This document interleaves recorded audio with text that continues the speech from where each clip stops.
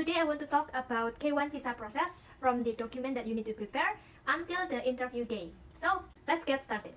Okay, before I start to explain K1 visa process, from now on I will call the US citizen as the petitioner and person who are applying the K1 visa as the beneficiary. The first step to begin your K1 visa process, the petitioner start to filling I-129F form. You can find this form at the uscis.gov website. Besides submitting form I-129F form, the petitioner also need to submit supporting document. The first one is evidence of US citizenship. This could be one of these following lists. The first one is the copy of the petitioner birth certificate that issued by US authority. The second one could be the copy of the petitioner original certificate of naturalization. It can be the copy of your original certificate of citizenship. It can also be a copy of your form FS-240, or it can be your copy of your valid US passport biographical page. And this passport supposed to be valid at least 5 years. Or it could be a statement from US consular officer certifying that you are a US citizen and the bearer of currently valid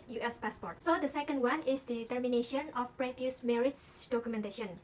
It either can be from the beneficiary side or either can be from the petitioner side or even both sides. So if you were married before, you need to submit this supporting document. It can be a divorce decree, it can be an annulment, or it can be a death certificate that issued by civil authority. The third one is you need to submit a photo, one beneficiary photo and one petitioner photo, and it's supposed to be square, 2-inch size with white background, and it's supposed to be US passport standard photo. And on the back side of that photo, don't forget to write your name and your A number if you have the A number. The next one is evidence of any legal name change, either from the beneficiary or from the petitioner. If one of you ever change your legal name, please submit the documentation. So the next one is form I-94 departure record. So if your beneficiary ever traveled to US before, you can easily Google form I-94 and you can find the website, fill the form, fill your name, your birthday, and your passport number, your citizenship, and then you can just easily download the form I-94. The next one is letter intention to marry within 90 days of beneficiary enter the United States. Should be from both sides, one letter from the beneficiary and one letter from the petitioner. Don't forget to put your signature on your letter. So the last one is you need to submit evidence you already met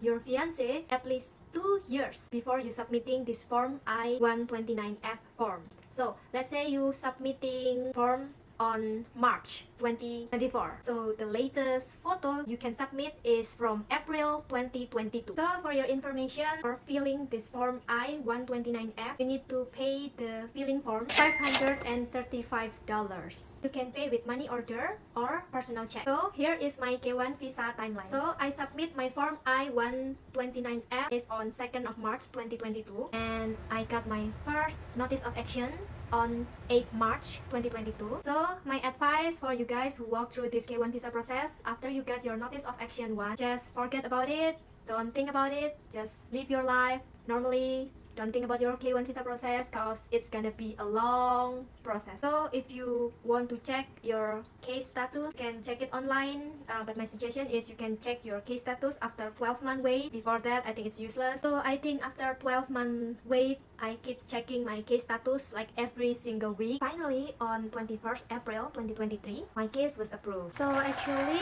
it's just the status change, but we still haven't received any email yet until 8 May 2023, finally we receive our Notice of Action 2 letter. So for your information, this Notice of Action 2 letter will be sent to the petitioner address in United States. So after my petitioner received Notice of Action 2, it's another wait again until 3rd of July 2023. My petitioner received an email from NVC and it's contained a welcome letter. After my petitioner received welcome letter from NVC, it's another wait again until 20th of July 2023. Petitioner received another email from the embassy asking some personal questions about the beneficiary. So make sure your petitioner receive this email and reply this email immediately. After my petitioner receive and reply this email on 26th of July 2023, I received an email from the embassy, and this email contained the information that I need to do next, such as I need to fill up the form of DS-160, pay the form, scheduling my interview, and all the document that I need to bring on my interview. My advice, before you schedule your interview, make sure you call the hospital first. This hospital is a specific hospital that already chosen by the US Embassy. How do you know that? This information will provide inside the email that embassy already sent to the beneficiary. So, based on the hospital schedule and my own schedule, I finally picked 24th of August as my medical examination schedule. So what they actually check on medical examination? Well, the first one, they will check your weight and height. Next, they will take a blood sample. Next one, they will do an eye check. Next one, they will do physical check-up and asking you some question about your previous or medical history. Next, they will do a lungs x-ray. The last one, they will give you 6 vaccine shots. These are the list of 6 shots they gave me. So this medical examination cost me almost $250. And I also scheduled my K1 visa interview on 12th of September 2023. Okay guys, I think that's it for this video. If you have any questions about K1 visa process, you can leave your question on the comments below. I will try to answer your questions. So if you guys also in the K1 visa journey, don't forget to hit subscribe because I will post more video about adjustment status and more. See you at the next video. Bye bye.